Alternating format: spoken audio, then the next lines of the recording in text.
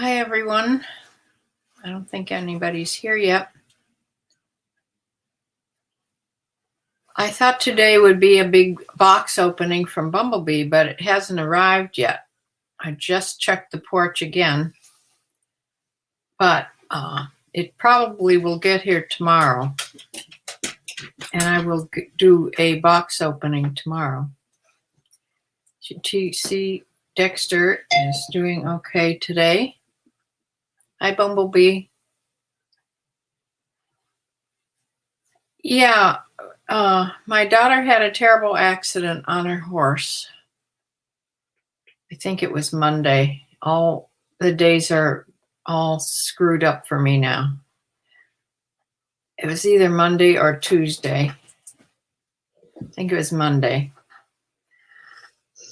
I got a call from her. She was on the arena floor. Her horse, she had fallen off her horse when he took off. And she fell on her right side of her, right back here on her ribs. She couldn't breathe when she called me. She was talking in tiny little words. She couldn't breathe and in a horrible pain.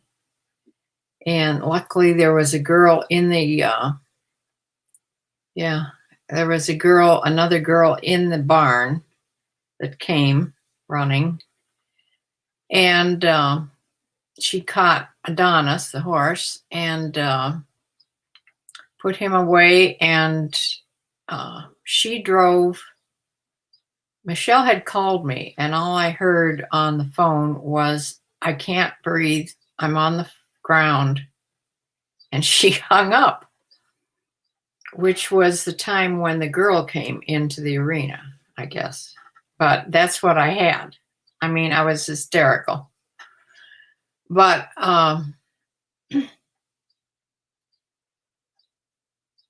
anyway,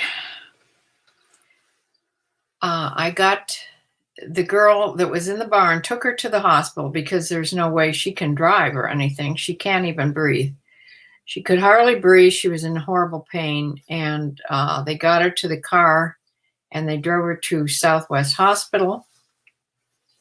And the girl called me and said they were headed for the hospital, and I met them at the hospital. And she was in the emergency room with about at least 8 doctors and nurses around her, which wasn't a good sign.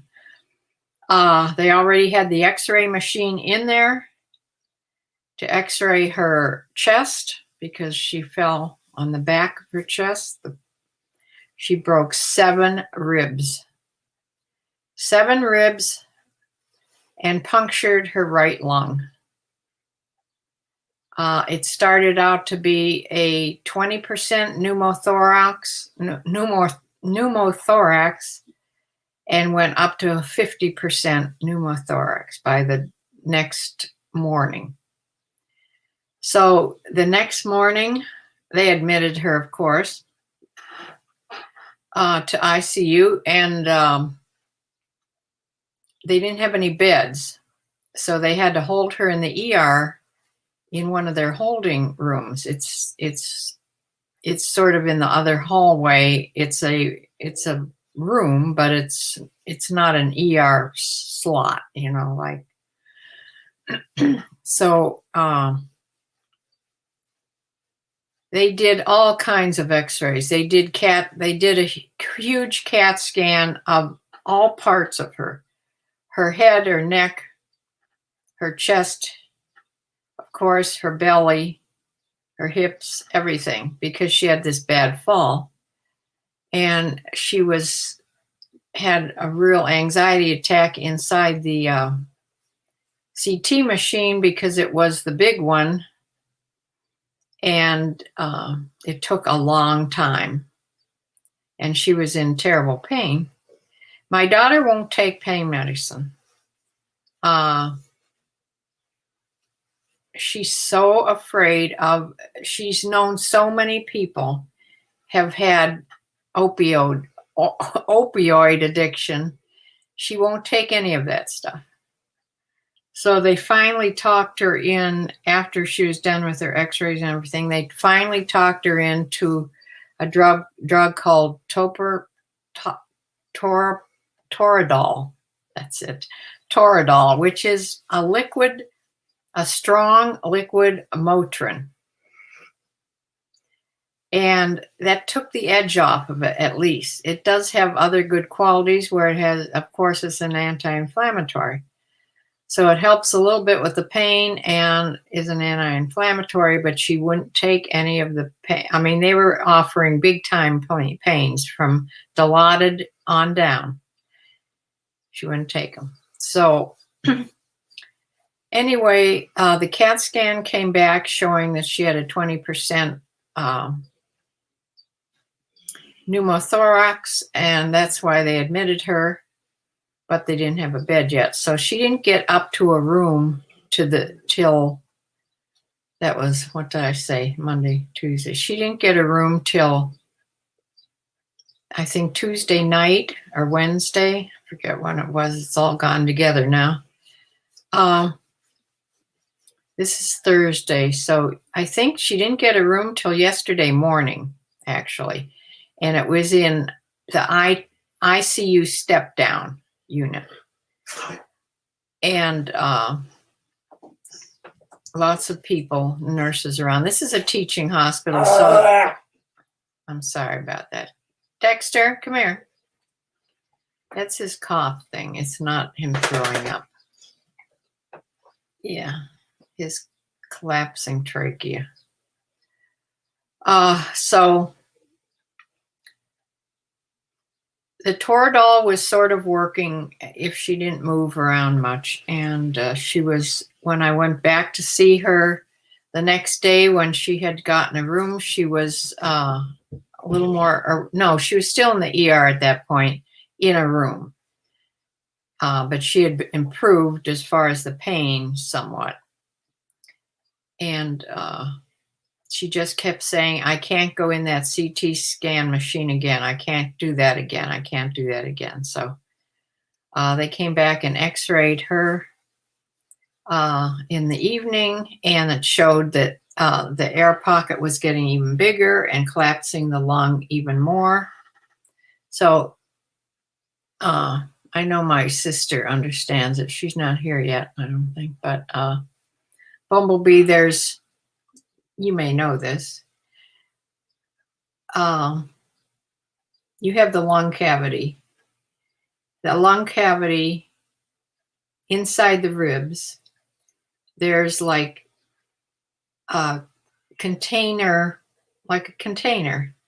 between the ribs and the actual lung. And you don't want any air in there between that covering and the lung, so the lung can expand fully.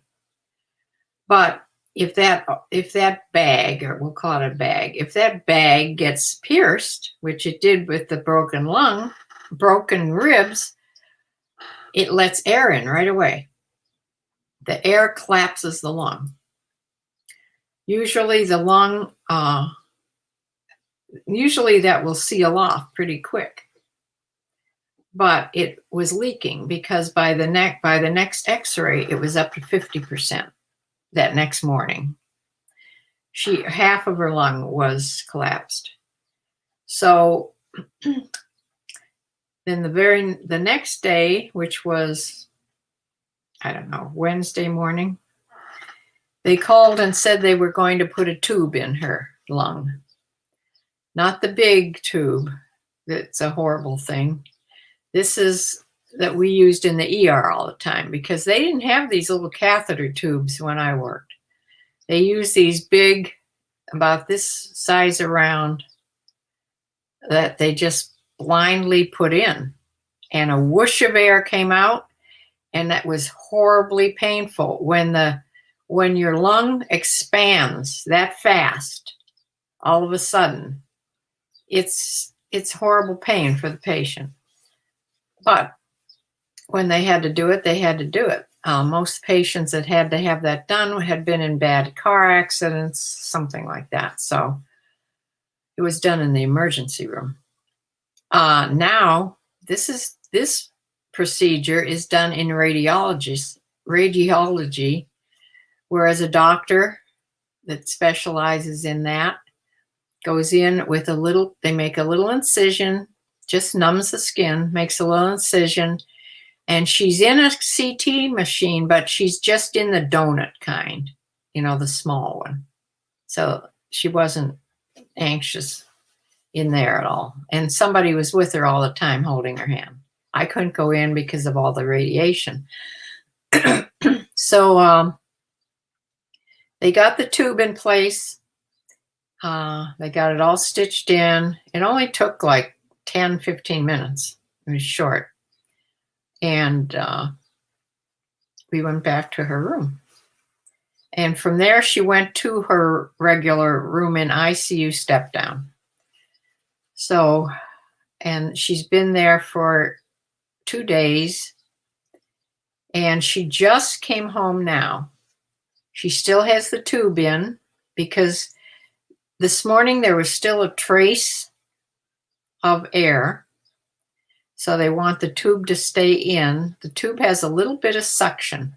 It's just like the portable tube is just like a little accordion thing that you squeeze and then let go, and it slowly puts a little bit of pressure, suction, to get the rest of that air out. So they showed her how to do it at home. If it opens all the way up, which means it needs to be pushed down again and start some suction. Anyway, she can hardly move, but her friend that works right close to her that used to own, well, she still does own the house with Michelle, but her name is Deanna. Deanna moved out in with her boyfriend. So Michelle, she's not living with Michelle anymore. They were living in this ranch house, and so she would be alone with no help, and she can hardly move. I mean, she didn't walk around much at the hospital because every time she'd get up, she'd get dizzy, and she's weak from laying still for 3 days. So Deanna is helping with that so that I don't have to keep going over because Deanna's really close. She's within 5-10 minutes of Michelle.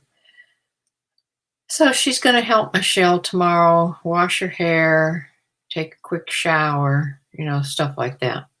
But she's at home. She feels much better being at home. She's at home with her cats. I'm sure tomorrow, depending on how she feels, they will go to the barn to pick up her car. It all depends on how much pain she's in. She has pain pills at home to take. But she's going to try to do it on Motrin and Tylenol. So I'm on the phone with her about every hour. And she just feels much better being at home. So that's what I wanted to still come on and say, even though my box isn't here yet. Yeah, it hasn't gotten here today yet. You didn't get a notification that had arrived, did you? Because I've looked at all my porches. There's no boxes. But I'm sure it has to get here by tomorrow. So I will do a unboxing tomorrow. Hopefully when it gets here. So that's my big story. Oh, how my chicken is. My chicken, it's in intensive care in my bathroom. My chicken has a sour crop, which I explained my last video, if you want to see what that is. She has stopped throwing up, and I've stopped having to make her throw up.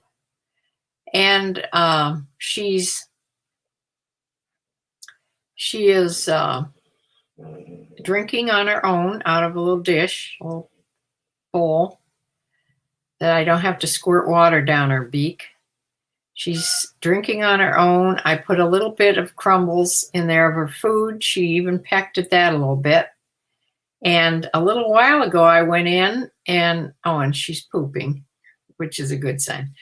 And she was walking all over the bathroom, making a mess. But she's much more active now. She almost acts normal.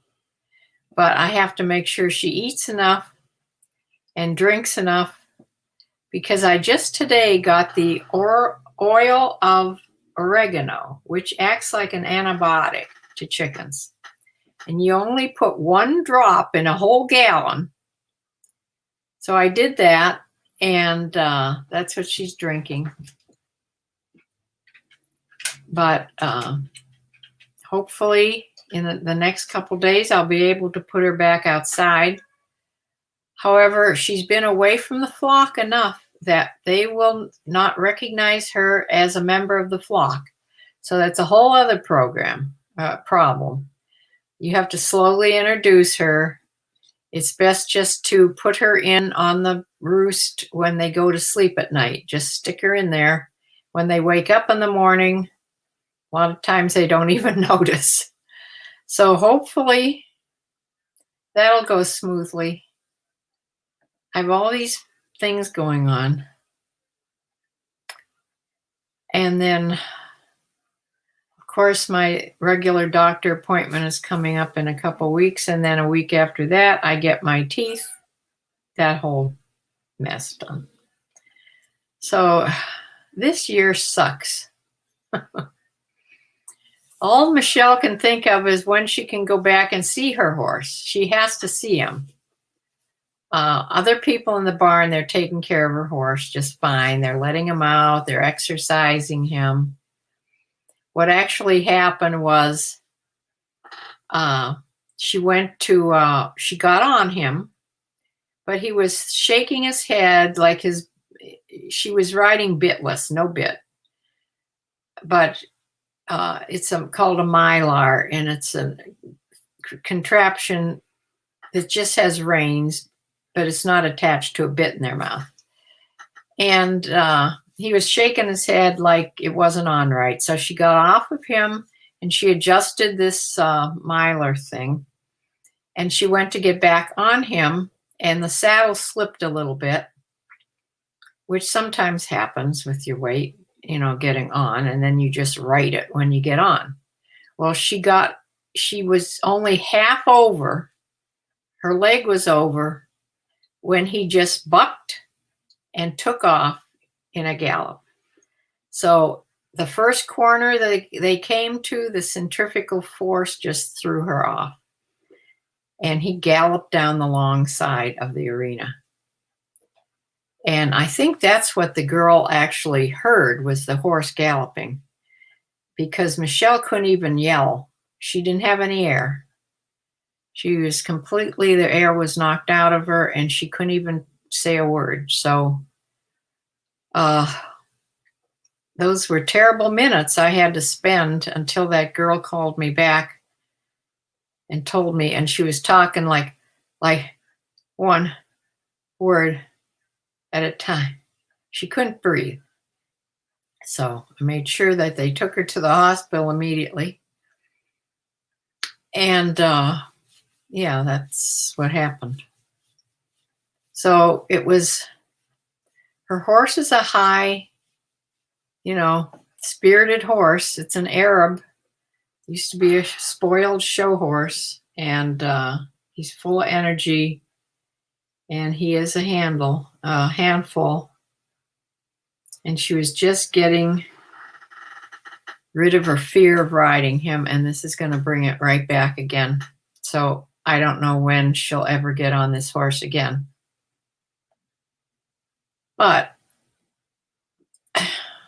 she'll probably be able to go to see him in the next few days and at least pet him. She can't She can't go in the stall. She can't lead him anywhere because he pulls. She won't want to do that. Any pulling on her arms gives her tremendous pain. So, so that's been my week. Yeah, she's been through a lot besides her accident that almost killed her. I mean, this could have been much worse. She could have got her foot caught in the stirrup. And then him taking her down with her dragging, which can kill you. She's had fear of riding off and on, different things that's happened, not just from that horse. She was thrown, she had a good fall from my big draft horse that hurt her tailbone. That still hurts her sometimes. But it wasn't anything, dangerous. I mean, she didn't really hurt anything. She hurt her tailbone, but it scared her. She wouldn't get back on my horse anymore. And he's such a baby. He didn't take off or anything. He tripped.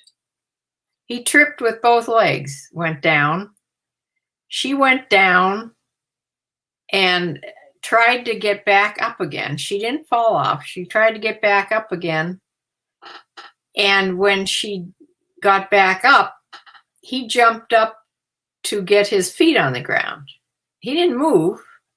He just that jumping up to get his feet on the ground, because he was on his knees, tossed her off. So it wasn't my horse's fault. He tripped. It's nothing she did. It's nothing he did, but it put the fear of riding again in her. So unfortunately, she got this high-spirited Arab that she's fallen in love with. So I don't know. She'll never let him go. So there we have that. But I'm going to close for now because I'm sure I will be on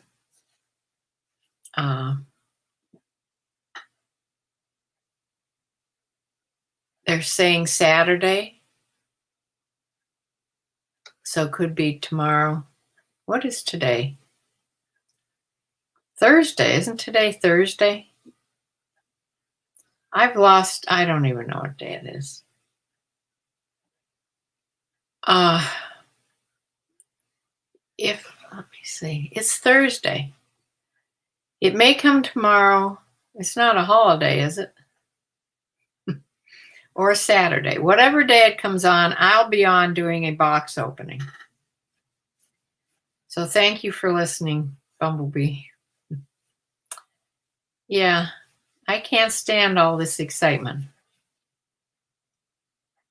So I've been listing, and my sales have been better. And I sold 2 good sales from Poshmark. I'm still not through Judy's clothes yet, and I'm interspersing riding videos in amongst things. And the shoes, of course, that I got from Judy, and belts, but I still have a closet full of clothes yet. They're mostly like evening jackets and things like that. So I did put a few things on Poshmark. But I will be back tomorrow or Saturday. So I will see you then. Bye.